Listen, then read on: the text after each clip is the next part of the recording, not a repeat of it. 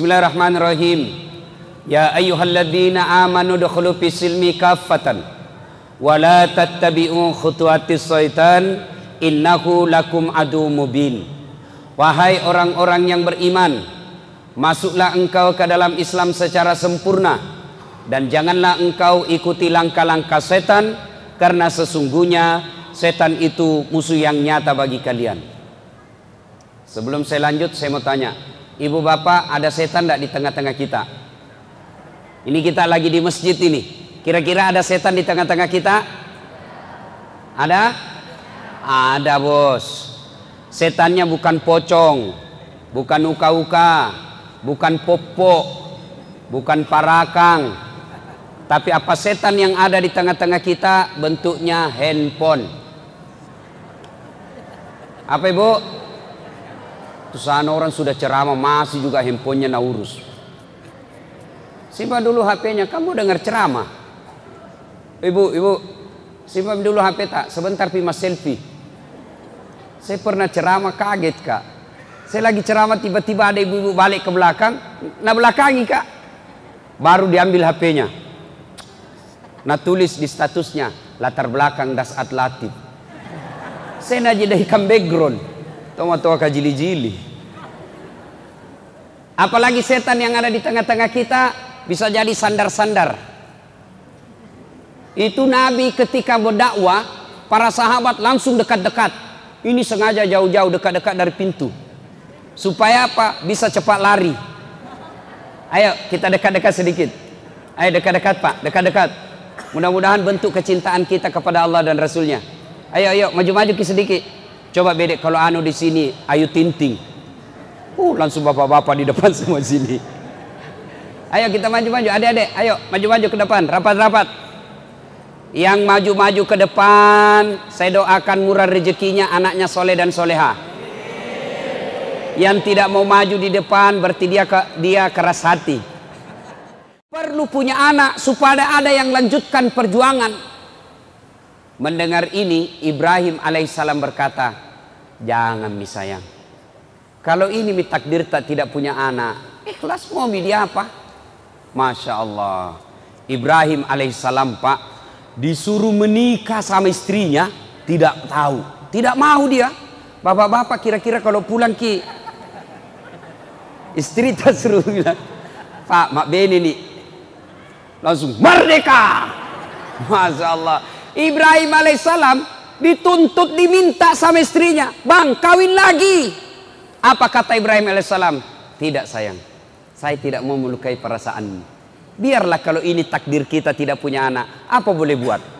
Ibrahim alaihissalam disuruh nikah sama istrinya, tidak mau. Bapak-bapak dilarang nikah sama istrinya, sembunyi-sembunyi. Akhirnya Ibrahim alaihissalam didesak terus. Mak beneki, nikah ki bang. Akhirnya Ibrahim alaihissalam berkata, ya baiklah kalau begitu. Baik mi, saya menikah. Lalu Siti Sarah berkata, oke, saya kasih nikah ki, tapi saya yang carikan ki jodoh. Ini menunjukkan bahwa tidak ada perempuan yang ikhlas 100%. Kalau dia ikhlas 100%, mestinya dia bilang cari maki sendiri mana kita suka. Tapi Siti Sarah berkata, oke, saya kasih nikah ki, tapi saya yang carikan ki perempuan. Kata Ibrahim, siapa mi? Kau pilih siapa? Jangan mi jauh-jauh. Itu ada pembantu tak Siti Hajar. Pembantunya dicari hitam. Nah bilang Ibrahim, ya, kalau itu kau suka, oke lah, nikah. Alhamdulillah, setelah nikah dengan Siti Hajar, beberapa saat kemudian hamil Siti Hajar. Dan beberapa saat kemudian hamil pula Siti Sarah. Setelah dia suruh suaminya menikah, baru hamil juga Siti Sarah. Ada ibu-ibu di sini sampai sekarang belum punya anak? Ada? Ada? Coba-coba ki ilmunya ini Siti Sarah. Coba ki, siapa tahu langsung hamil betul. Setelah menikah, hamil Siti Hajar. Alhamdulillah, lahirlah anaknya Siti Hajar bernama Ismail alaihi salam. Lalu lahir pula anaknya Siti Sarah namanya Ishak alaihi salam. Ibrahim dengan Ibrahim dengan Siti Hajar lahir anak bernama Ismail, itulah keturunan orang Islam. Siti Sarah dengan Ibrahim alaihissalam anaknya namanya Ishak, inilah keturunannya Yahudi sekarang. Nah, ibu bapak saudara-saudara sekalian, Siti Hajar, Siti Sarah, Ibrahim. Bapak-bapak, ibu-ibu, halo ibu, ibu, pak, dalam rumah tangga itu pak, dalam Quran ada 4 jenis rumah tangga. 1, suaminya beriman, istrinya kafir. Saya ulang, istrinya beriman, suaminya kafir. Siapa? Suaminya beriman, istrinya kafir. Siapa dia? Nabi Lut alaihi salam. Tuh, suami beriman, istri kafir. Lut alaihi salam. Yang kedua, istri beriman, suami kafir. Siapa ini? Fir'aun laknatullah alaih. Yang ketiga, istri kafir, suami kafir. Siapa dia? Ini Abu Lahab. Dan yang keempat, suami beriman, istri beriman. Saya ulang, suami beriman, istri beriman. Siapa dia? Ibrahim alaihi salam. Nah, ibu-ibu kira-kira pilih mana ibu? Pilih mana ibu? Suami beriman, istri beriman, Ibrahim alaihissalam. Ya bu ya. Tapi ingat ibu, Ibrahim alaihissalam itu 2 istrinya. Dan sudah bilang ibu, jangan milih Fir'aun mau saja Ustaz. Nah, alhamdulillah, sebelum Ibrahim alaihissalam lahir anaknya Ismail, Ibrahim pernah bersedekah. Apa sedekahnya? 100 ekor onta, 300 ekor domba, 300 ekor sapi, 1000 ekor domba. Saya ulangi, sedekahnya dia sembelih 100 ekor onta, 300 ekor sapi, 1000 ekor domba. Kira-kira kalau dirupiahkan sekarang kurang lebih 5 miliar. Seluruh orang memuji. Weh, hebat kau Ibrahim. Jago kau Ibrahim. Kaya dermawan. Dipuji satu kampung. Mendengar pujian ini, Ibrahim alaihissalam muncul penyakit manusianya. Apa penyakit manusia? Senang dipuji.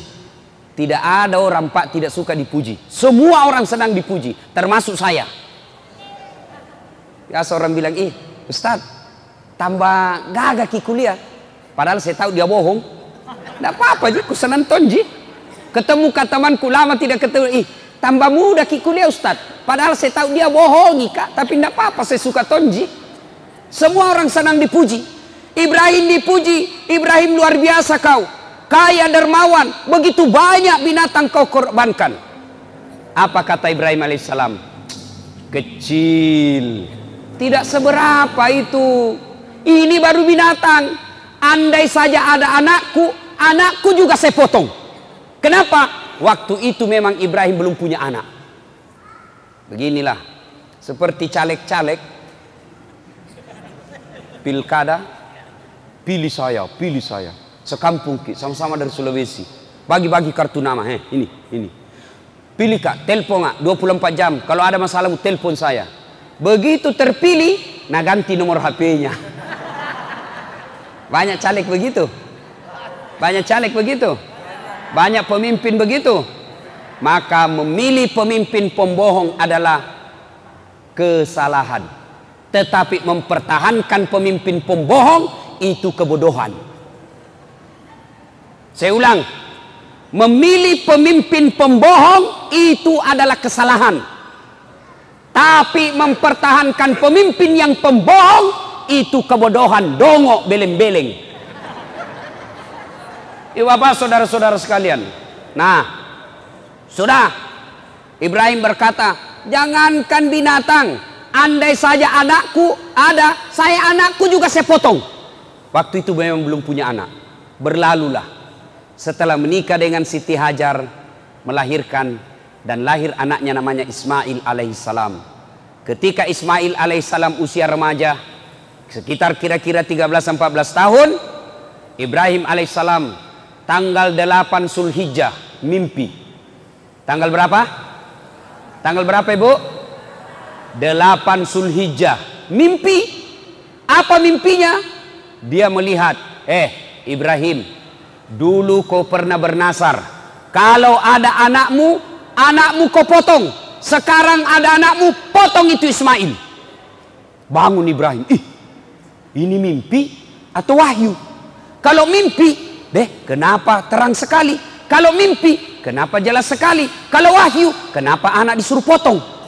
Mikir dia, ini mimpi atau wahyu? Mikir. Akhirnya tanggal 8 Zulhijjah, kita sekarang ini disebut hari Tarwiyah atau hari berpikir-pikir. 8 Zulhijjah. Hari apa, Dek? Hari apa? Hari apa? Ayo, hari apa? Tarwiyah. Sini kok kasih kau hadiah. Pak, coba hadiah. 8 Zulhijjah namanya? Hari Tarwiyah. Hari apa maksudnya itu? Hari berpikir-pikir, maca kombo. Hari Tarwiyah, 8 Zulhijjah. Tidur lagi. Tanggal 9 Zulhijjah.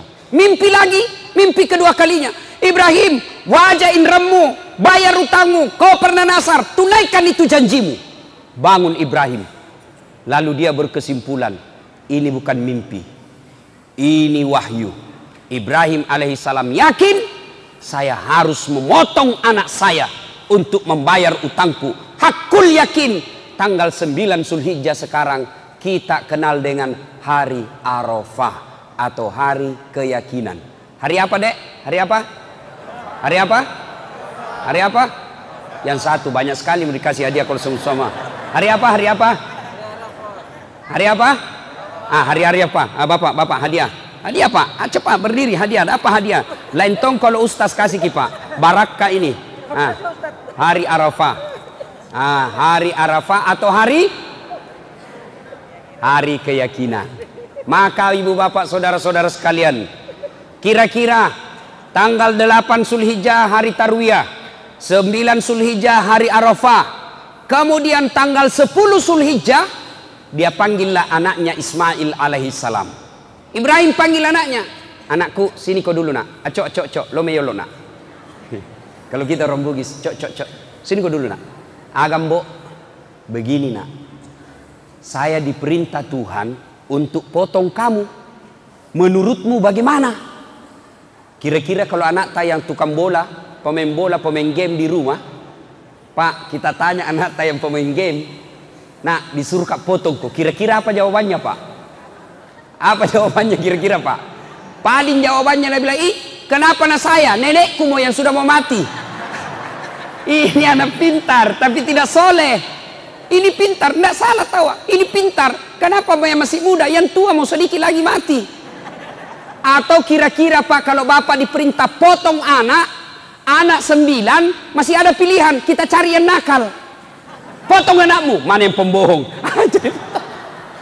Ismail, anak satu-satunya, lama dirindukan, disuruh potong.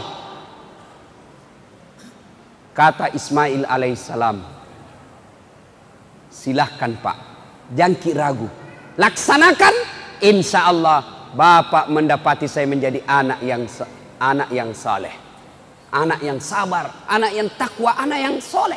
Potong saja Pak, tidak ada masalah. Cuma kata Ismail, sebelum kita potong Kak, ada beberapa permintaanku. Satu, Pak, nanti kalau Bapak potong saya, pakai pisau atau parang yang sangat tajam supaya saya tidak lama menderita.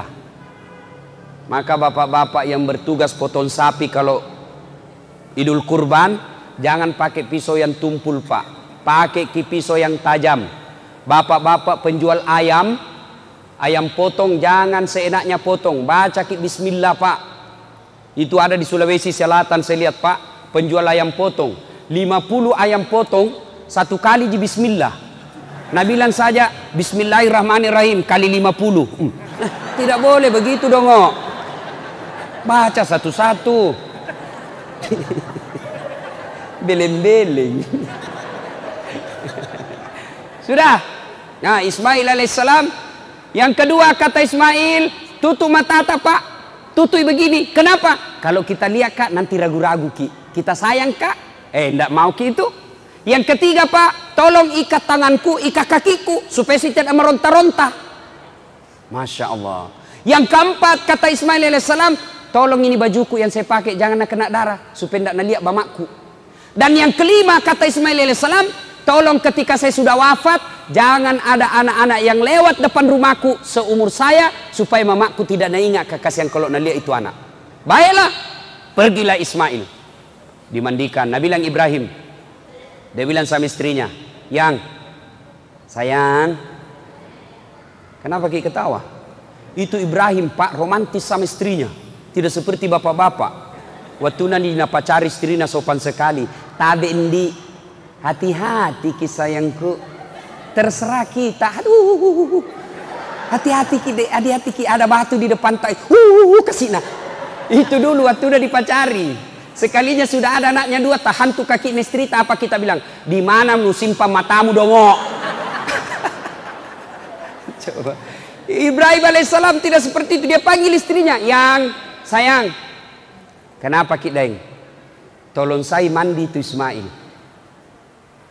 Kasih pakai baju baru, sisir rapi-rapi, rambutnya kasih parfum. Mau apa? Saya mau bawa jalan-jalan anak tuh. Baiklah. Pergilah Ibrahim bersama Ismail alaihissalam meninggalkan rumahnya menuju ke tempat pemotongan.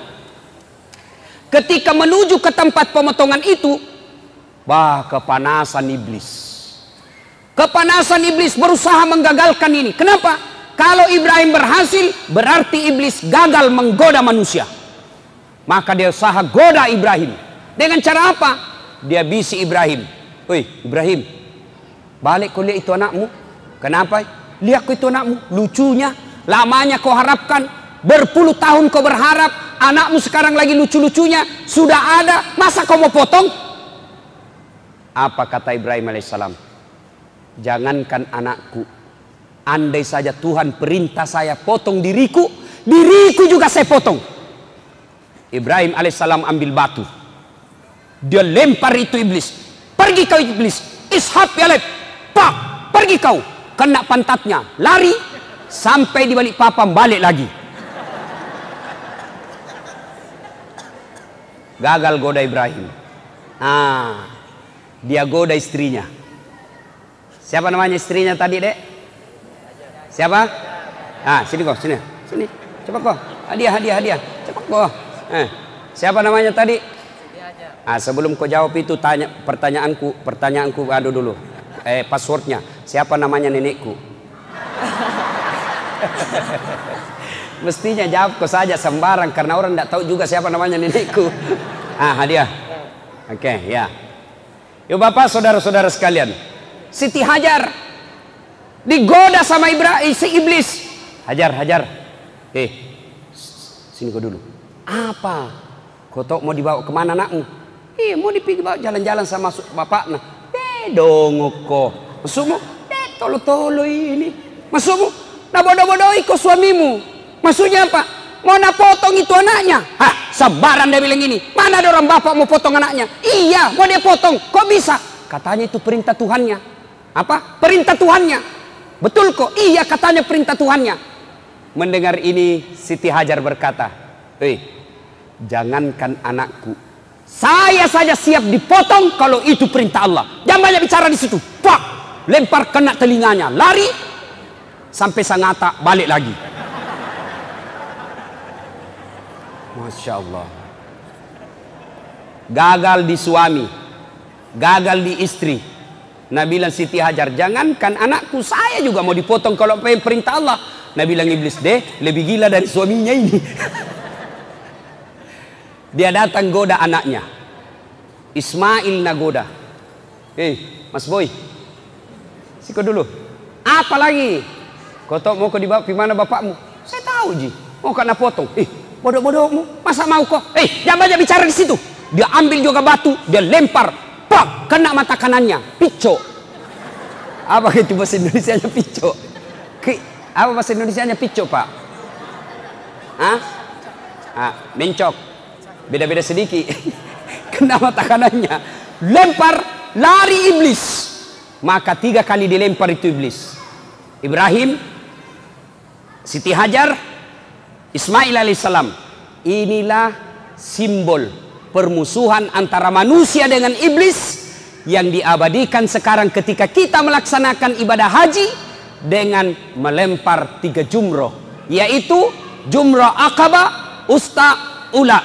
Setan besar, setan tengah, setan kecil dilempar. Maka sekarang jamaah haji kalau pergi melempar batu, itu dinding. Ini ada cerita-cerita warung kopi gini, tidak tahu benar atau tidak. Ada jamaah haji dari Bontang, diambil batu, dia lihat itu dinding setan, dia bilang ini setan ini. Nih nana setannya ini yang goda saya selama ini. Lo rempel kok. Diambil batu pak, diambil batu, dilempar itu dinding, kembali. Talaci itu batu hampir nak kena kepalanya. Dia pungut itu batu, begitu dia pungut dibuka, ada batu tulisannya, sesama setan dilarang saling melempar. Dia bilang, hei, kau di sini kau lempar kak, di Bontang bersahabat ki. Akhirnya apa? Sudah lempar 3 jumroh itu. Sudah sampailah Ibrahim bersama Ismail di tempat untuk disembelih. Bapak-bapak, ibu-ibu, biasanya kalau kita pergi haji atau umroh, itu kan biasa kita pergi dibawa tur, ya. Biasa kalau sudah lewat Padang Arafah, kemudian masuk Musdalifah, biasanya itu tour leader atau mutawib atau ustadz tak bilang di atas bus, bapak ibu lihat ke arah kanan, di atas bukit setelah rumah raja, istana raja, ada di atas bukit seperti pos satpam. Disitulah tempatnya Ismail alaihissalam dibaringkan, dipotong sama bapaknya. Itu ada itu tempat sekarang. Mudah-mudahan Allah berikan rezeki, umur yang sehat. Bapak ibu semua, adik-adik semua bisa datang ke tempat itu. Amin. Sudah. Diikatlah tangannya Ismail, diikat kakinya. Ibrahim alaihissalam tutup matanya, diambil pedangnya, dihadapkan pipinya Ismail ke tanah. Dia kasih lengket di tanah pipinya. Lalu dikeluarkan pedangnya. Dia iris lehernya. Nah gerek nih. Begitu dia gorok lehernya, tidak mempan pak. Dek na belui, tidak mempan. Dia iris, dia keras, tidak mempan. Lalu Ismail alaihissalam berkata, ai, pisau kundru. Pisau tumpul kita pakai pak.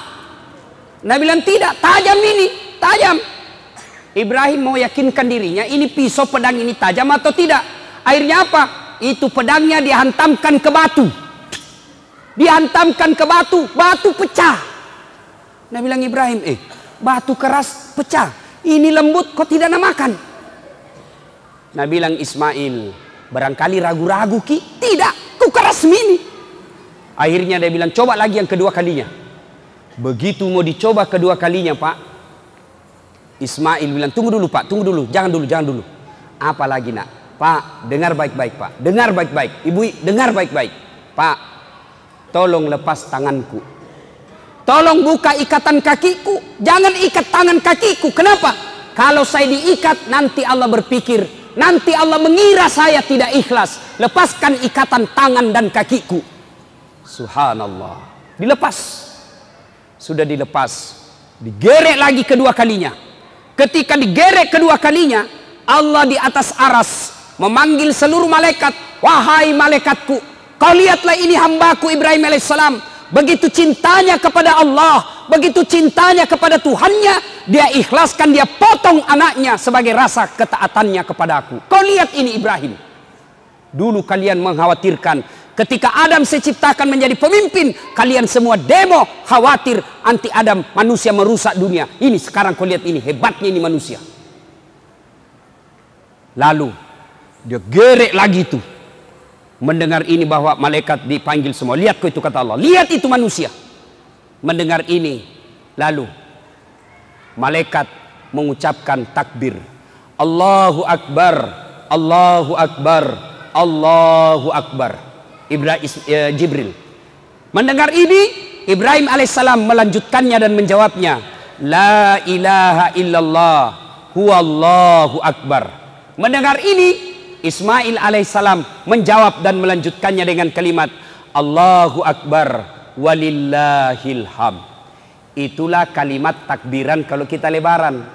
Allahu Akbar, Allahu Akbar, Allahu Akbar. La ilaha illallah huwallahu akbar. Allahu Akbar walillahil hamd. Nah itu.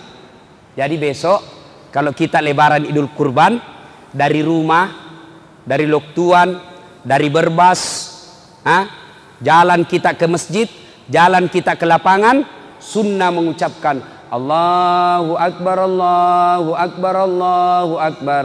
La ilaha illallah wallahu akbar. Allahu Akbar walillahil hamd. Kira-kira anak-anak, adik-adik, bapak-bapak kalau pergi tempat takbiran, pergi tempat lebaran, takbiran apa enggak? Takbiran? Tidak. Kalau anak motor-motor, nah balap motornya. Nah kasih buka knalpotnya. Nah kasih ribut-ribut. Sambil jalan bukannya takbiran, selfie. OTW lebaran. Sampai alhamdulillah duduk-duduk menunggu ustad. Begitu sujud, nah foto lagi kepalanya. Alhamdulillah sholat 2 rakaat. Tidak seperti itu. Kalau kita pergi ke area tempat lebaran, masjid atau lapangan, takbiran. Sudah Bapak Ibu sekalian, maka Allah perintahkan kepada malaikat Jibril. Jibril, kau ambil itu kibas yang ada di sorga, yang pernah dipersembahkan anaknya Adam ketika menikah. Ambil itu kibas, bawa ke dunia, gantikan lehernya Ismail. Kemudian yang dipotong oleh Ibrahim alaihissalam adalah kibas atau domba atau kambing kita sekarang ini. Ibu bapak saudara-saudara sekalian yang saya hormati, ini kisah sejarah lahirnya kurban atau memotong binatang persembahan kepada Allah Subhanahu wa taala. Nah, kira-kira apa hikmahnya? Apa pelajaran yang ingin kita ambil? Satu, ternyata Bapak Ibu sekalian, setan itu setiap kita mau melakukan kebaikan, pasti dia berusaha untuk menggoda kita.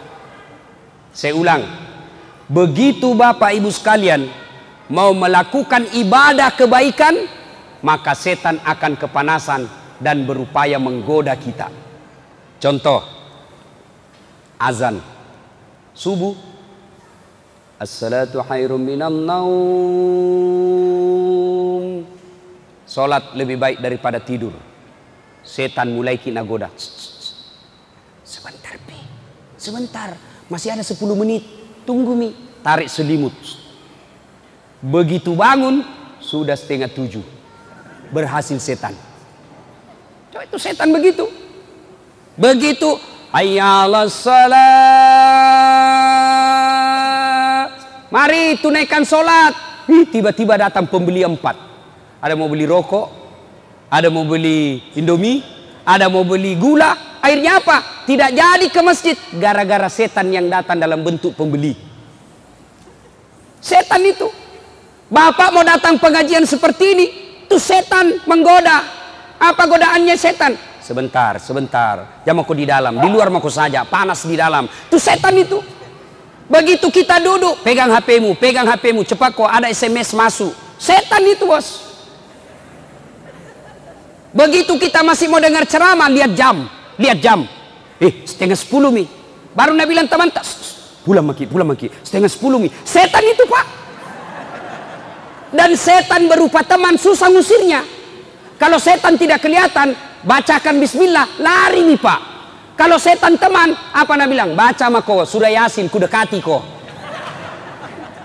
Itu setan itu Pak. Nah ibu bapak saudara-saudara sekalian, ketika kita mau melakukan kebaikan, setan pasti kepanikan. Maka dia berusaha menggoda kita. Contoh, hayya 'alas shalah,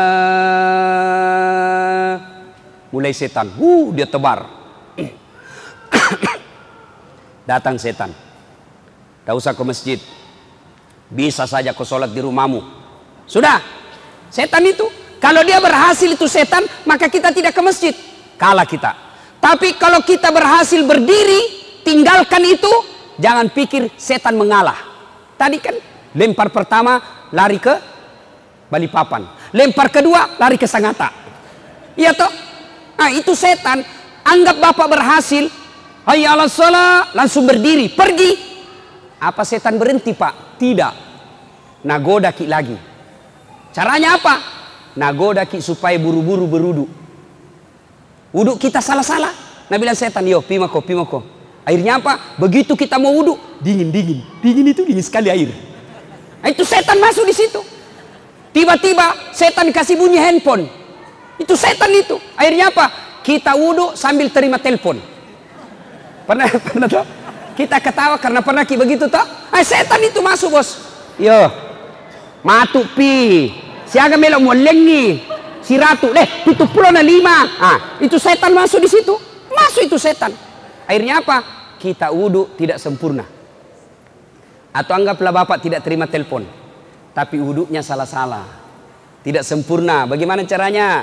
Quran menjelaskan wudhu itu membasuh jari hingga ke siku, ya kan? Jari hingga ke siku. Tapi apa yang kita praktek? Siku ke jari. Kalau jari ke siku kan begini caranya wudhu pak. Kalau tua seperti ini bapak-bapak sudah generasi sakaratil maut, ini depan-depan ini, itu lipat ini pak, lipat. Kenapa? Karena di sini banyak keriput-keriput. Kalau bapak tidak lipat ini, tidak kena air, tidak sah wuduknya. Tidak sah wuduk, otomatis tidak sah sholat. Setan itu berupaya supaya tidak sah wuduk tak. Karena kalau tidak sah wuduk, biar 1 jam bapak sholat tidak sah sholatnya. Kenapa? Wuduknya salah. Nah setan gak goda ke situ. Maka kita biasanya wuduk, sunnahnya ajaran Quran begini. Tapi apa yang kita praktek? Siku ke jari-jari. Bagaimana caranya Ustaz? Nah buka keran.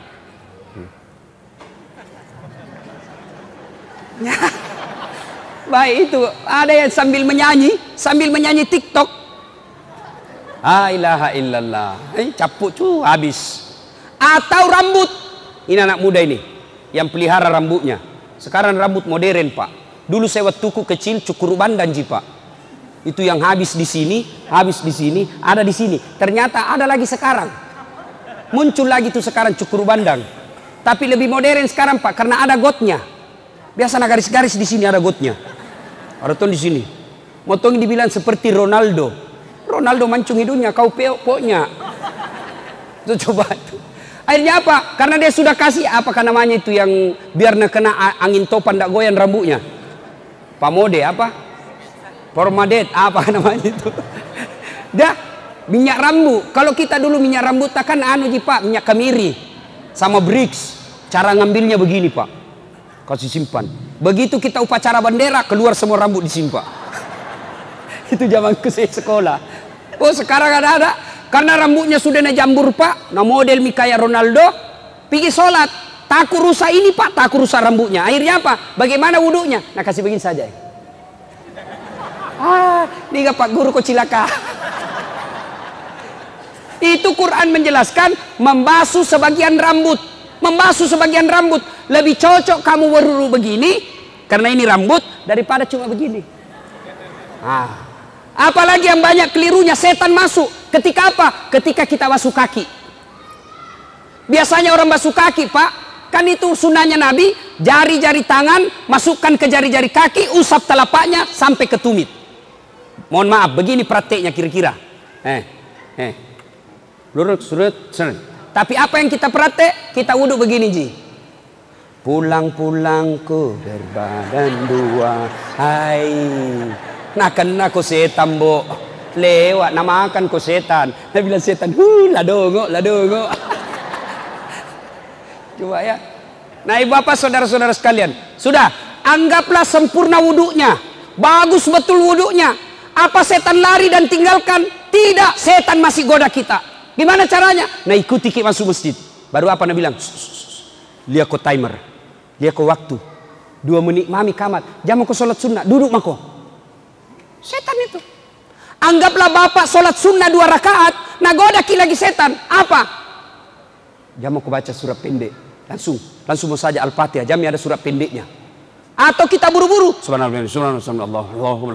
Itu setan masuk di situ. Anggaplah kita uduk bagus, sholat bagus, rukun-rukunnya sempurna. Apa setan lari? Tidak. Dia ambil cara terakhir, jurus terakhir diambil. Apa? Dia timbulkan ujub, sombong dalam hati kita. Akhirnya apa? Paling jago kamu. Tidak ada yang kalah kau dalam masjid ini.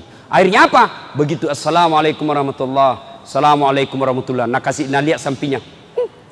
Salah caranya. Sombong, masuk setan. Itu. Banyak itu orang masuk di masjid sombong, Pak. Pintu masuknya setan itu sombong.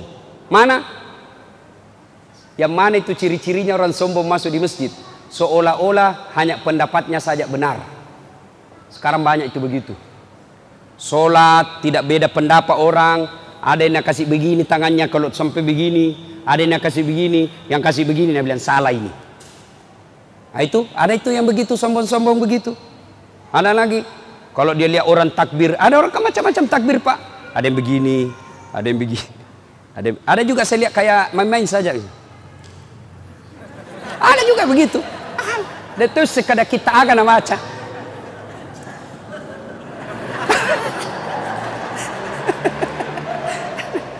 Ada juga terlalu serius, Pak.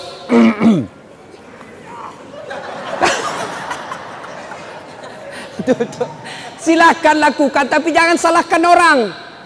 Ini banyak orang salahkan pendapatnya orang lain. Takbir itu, Pak, posisi setelah takbir Allahu Akbar, posisi tangan saja itu macam-macam. Ada 5 caranya. Imam Mazhab 1, Allahu Akbar, antara pusat dengan tulang rusuk, tengah-tengah. Yang kedua, Allahu Akbar, di atasnya sedikit, perut. Yang ketiga, di atas dada, Allahu Akbar. Yang keempat, di bawah pusat, Allahu Akbar. Bukan di bawah sekali ya. Yang kelima, Allahu Akbar, lurus saja begini. Ini umumnya Syiah dan Iran. Mana yang betul? Betul semua. Bapak mau begini silahkan. Bapak mau begini silahkan. Mau begini silahkan. Yang mana salah, nah pakai semuanya. Allahu Akbar.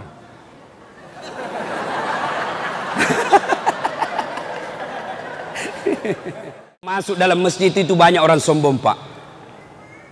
Hanya dia yang dia rasa pintar. Itu hanya begitu, Pak.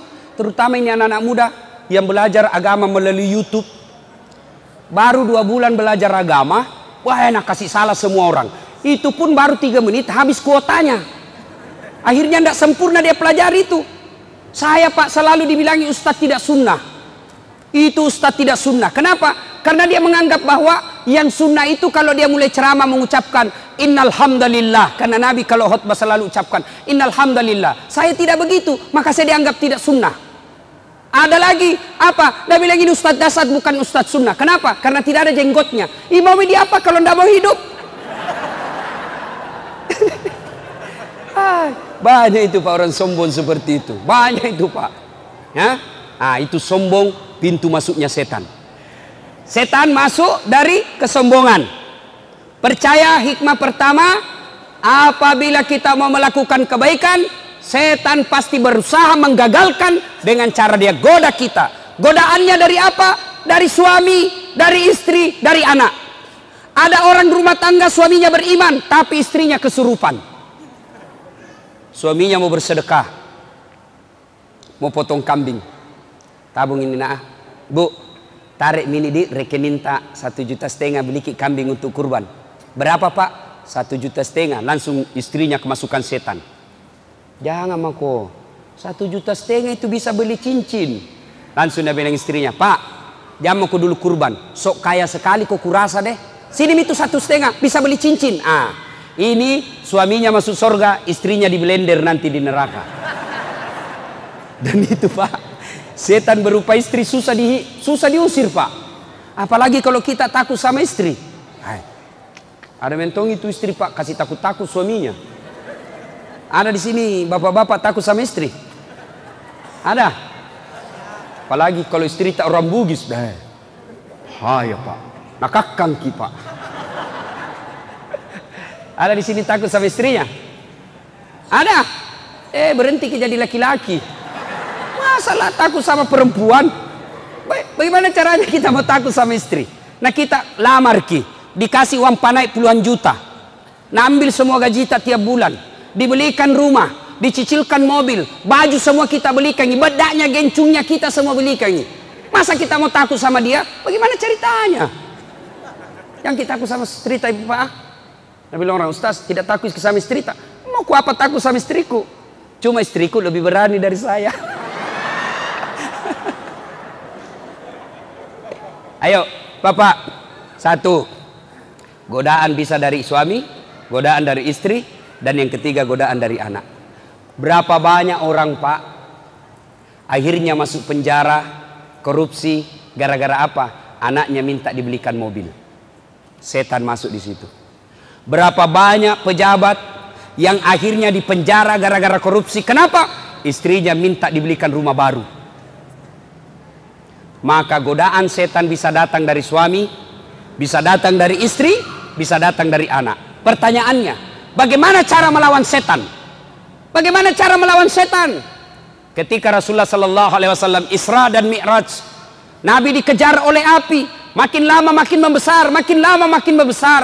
Nabi bertanya, ya Jibril, siapa itu Jibril?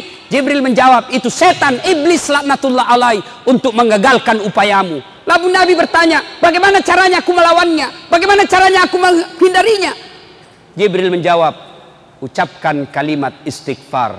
Astaghfirullahaladzim wa atubu ilaihi la ilaha illa anta subhanaka inni kuntu minadz zalimin. Lari itu setan. Maka kalimat yang paling ditakuti iblis laknatullah alaih adalah istighfar.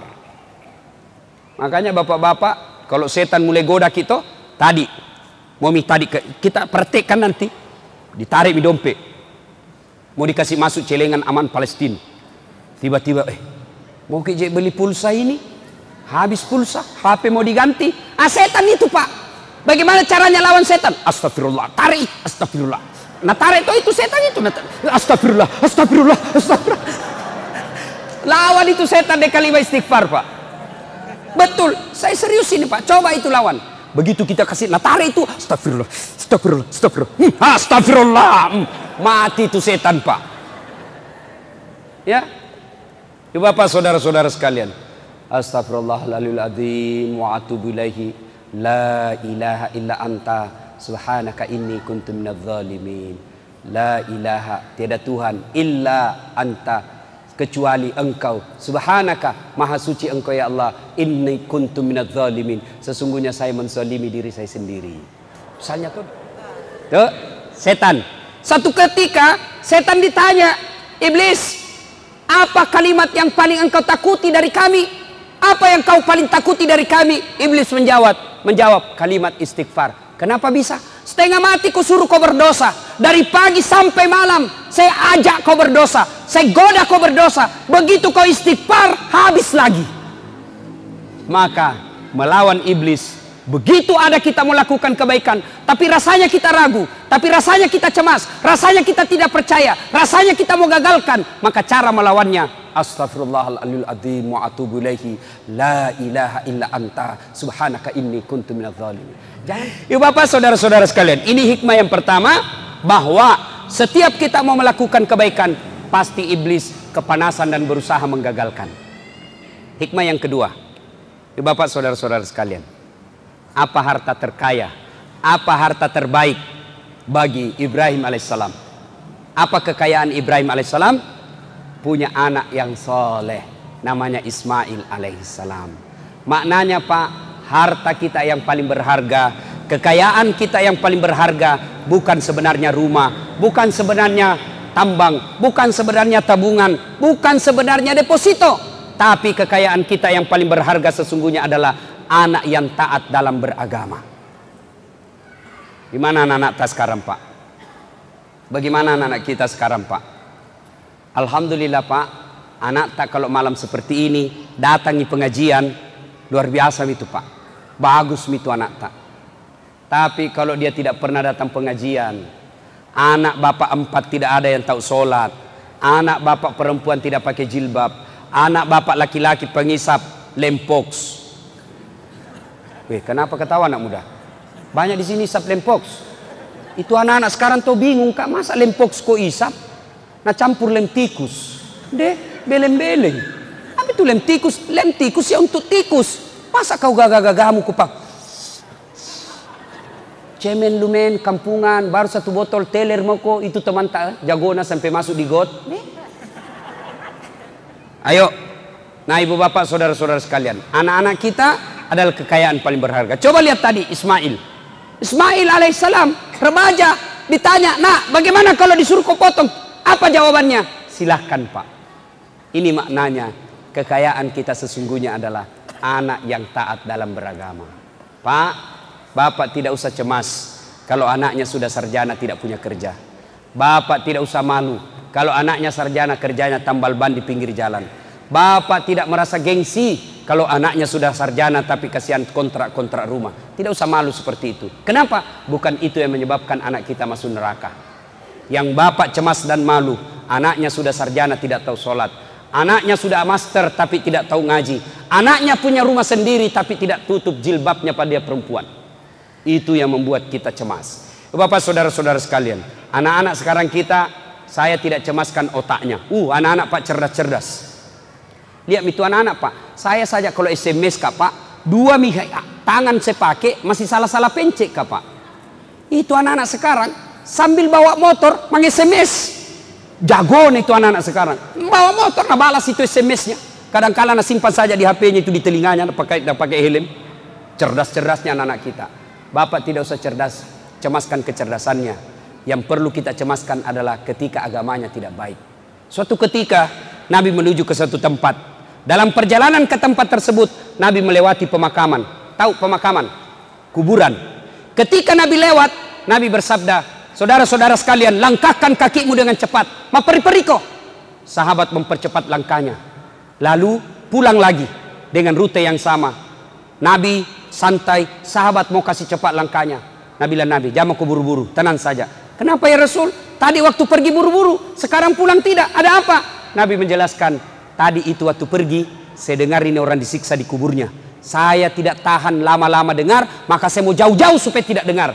Waktu pulang tidak lagi. Kenapa? Saya dengar berita dari Jibril. Allah perintahkan yang menghisap di kubur. Malaikat yang menyiksa di kubur.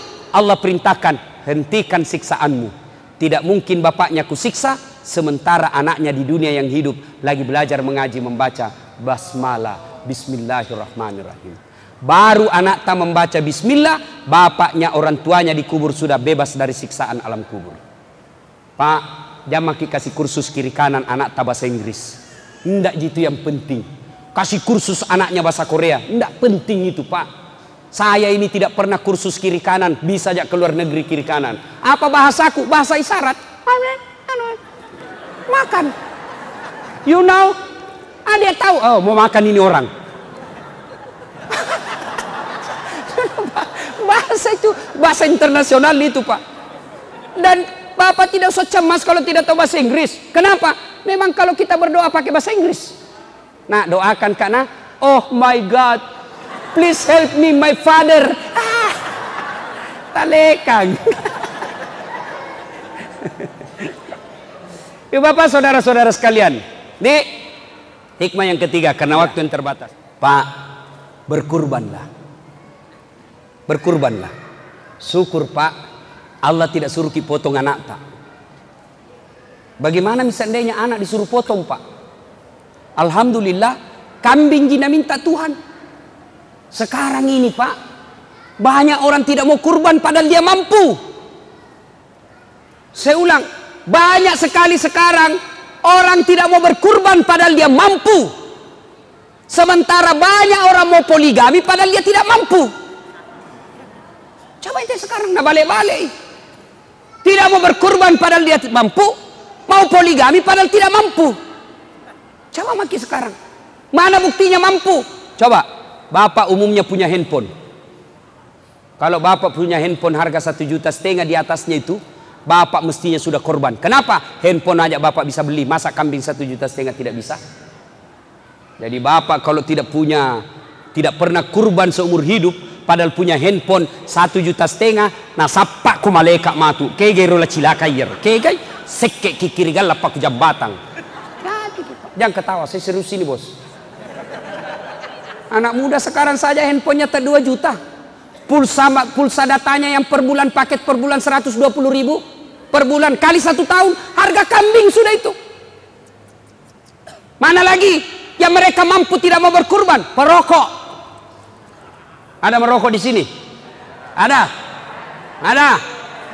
Jangan marah ya, jangan marah. Ini perokok pak. Tapi sebenarnya itu rokok pak tidak merusak. Betul pak. Rokok itu sebenarnya tidak bahaya selama dia tidak ketemu api.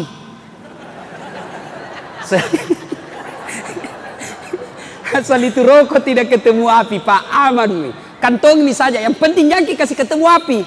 Kapan dia ketemu api pak? Maka solangi pak. Coba rokok. Sekarang ditanya jamaah, Ustadz, kenapa doaku tidak jabah? Tidak pernah dikabulkan doaku Ustadz, padahal 4 tahun mak berdoa. Saya tanya, merokok ki? Merokok kau Ustadz. Itu sebabnya tidak dijabah doa tak. Apa hubungannya Ustadz? Salah satu sebab doa tidak dikabulkan Allah kalau kita selalu berbuat haram. Dan apa yang berbuat haram? Rokok. Ada yang bilang, makruh Ustadz. Ada itu ulama di Jawa bilang makruh. Sebagian saja ulama Timur Tengah semua bilang haram. Hanya sebagian katakan makruh di Indonesia. Kenapa? Saya pelajari ternyata dia juga merokok. Saya kalau ada ustaz merokok langsung ku kali 0. Kayak orang bodoh-bodoh itu kalau merokok. Coba kita itu orang perokok pak. Ambil rokok nah, sandar-sandar. Itu saja nak kerja 10 menit. Sekali-kali isap kunyai.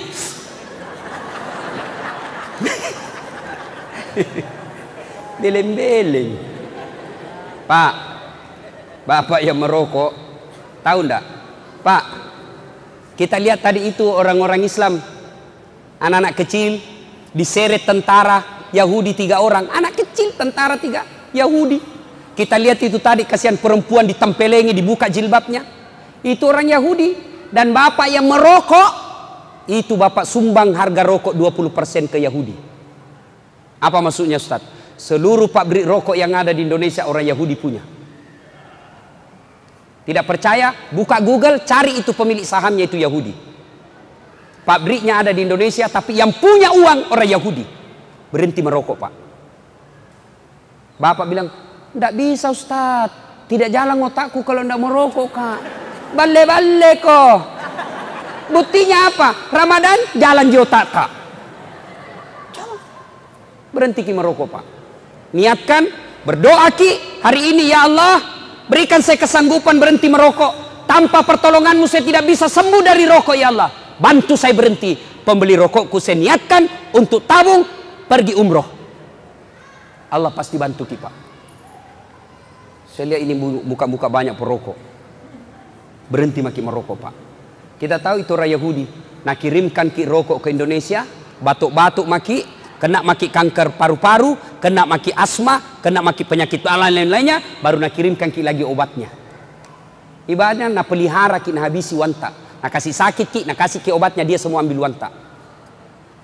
Berhenti ki merokok pak. Lebih itu harga rokok kita beli kambing untuk kurban.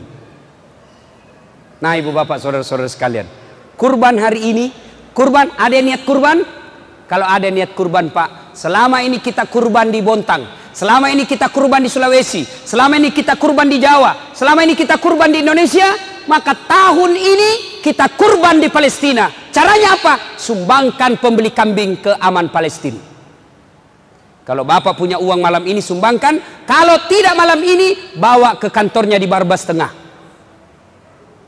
Insya Allah pak, itulah uang tak yang akan menolong kita dunia akhirat.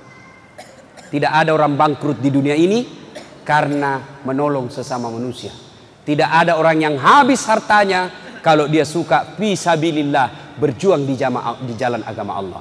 Nah ibu bapak saudara-saudara sekalian, karena sudah jam 10, inilah saja tausiah kita pada taklim kita kali ini. Mudah-mudahan ada manfaat. Ada yang bisa ulang apa hikmah malam ini? Ceramah kita, hikmahnya ada 3 tadi, apa? Ayo siapa? Ada hadiah. Ayo anak muda, siapa? 1, 1 jam kak ceramah ndak ada yang tahu gimana kak kurasa ini. Hancur Ustaz ini malam ini. Ya apa? Satu. Setiap kita melakukan kebaikan pasti setan selalu akan. Yang kedua. Pas. Itulah pentingnya Bapak Ibu bawa catatan kalau pergi pengajian. Karena susah kita menghafal. Apa lagi? Satu saja yang dihafal. Apa yang kedua?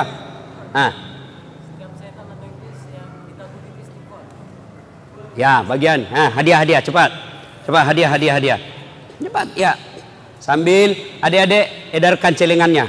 Isi Pak. Begitu Bapak ragu-ragu setan, keluarkan terus Pak, keluarkan.